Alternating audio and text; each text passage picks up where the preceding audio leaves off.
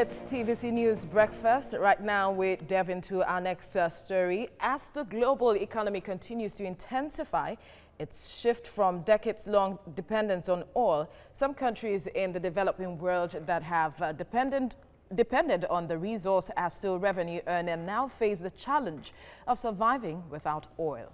And in Nigeria, the demand to diversify the nation's export is at an all-time high, with sectors such as tourism offering huge possibilities for foreign exchange. Edith Atele gives insights on how Nigeria can harness its tourism industry. The richness and diversity of Nigeria's culture has always been cited as a strong reason why tourism should be a major foreign exchange earner for the country. From the east to the west, the north down to the south, the country is naturally endowed with rich tourist sites. And when it comes to festivals, Nigeria is not lacking. From the Osun-Osogbo Festival, Lagos and Calabar Carnivals, Eyo Festival, and the Dobar, almost every state in the country hosts one or two festivals yearly. Tourism experts have described the industry as an economic cash cow with a strong potential of contributing to the country's gross domestic product. The industry currently contributes 54 billion naira, that's about $1.5 billion to the economy. In 2017, the international tourist arrivals in Africa were 56 million people with a revenue of 17 trillion naira, that's about $47 billion. According to the National Bureau of Statistics, the sector accounted for 34% of GDP and about 20% of the nation's employment creation in 2017. Nigeria is blessed with lots of tourist sites, from the Osun-Osogbo Grove, Obudukato Ranch, Yankari Game Reserve, and Ikogosi Waterfall. The list is inexhaustible, but many Nigerians do not even know such beautiful places as these exist in their country. At first, you wouldn't think there are this many exciting places here. Yeah, but then when you travel, you realize that, yeah, there are a lot of fun places. So it's a very good experience to see the beauty of the country.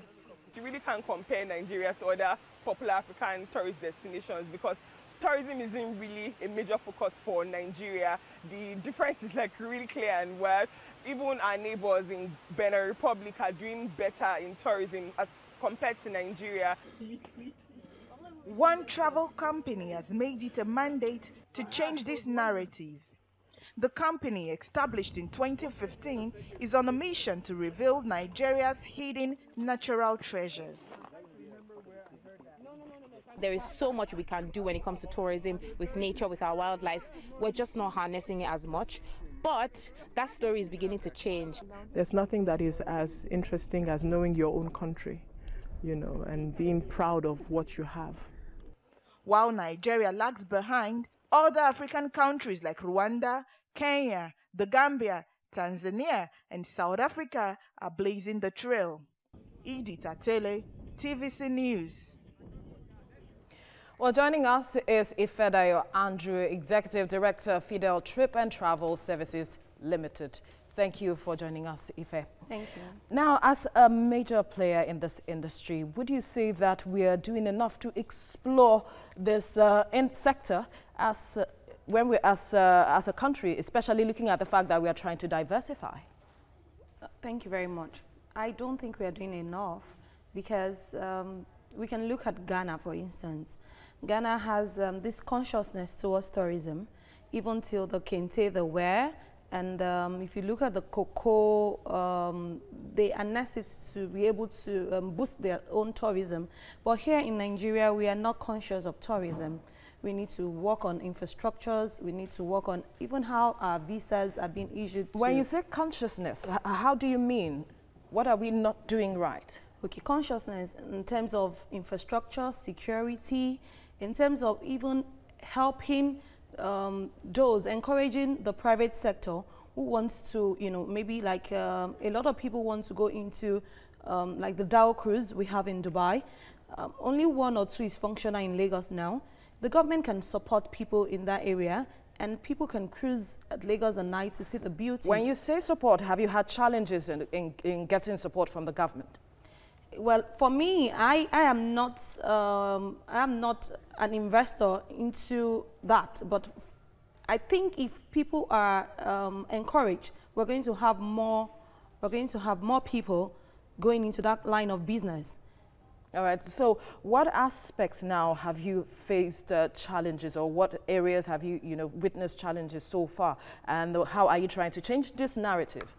Okay, in terms of the conscious effort, like I said, in terms of us preserving what we have as a nation, we don't preserve the Oluma Rock. You get there, it's empty. Even for me, there was no need to even, do a lift to Oluma Rock. What should have been done? You have to climb. That's the beauty of tourism. You have to go through it. There are staircases. No, there are staircases, but that's what you have to climb, not putting a lift there. That's kind of, starting. But I asked earlier, though, because we are running out of time, what is, or how are you changing this narrative to ensure consciousness? Well, we try and focus on getting people to know their environment. We organize local trips in and around Lagos, and that builds people's consciousness to know where and what to do in Lagos. Well, Ifedayo, Andrew, thank you for your time on TVC News Thank Breakfast. You.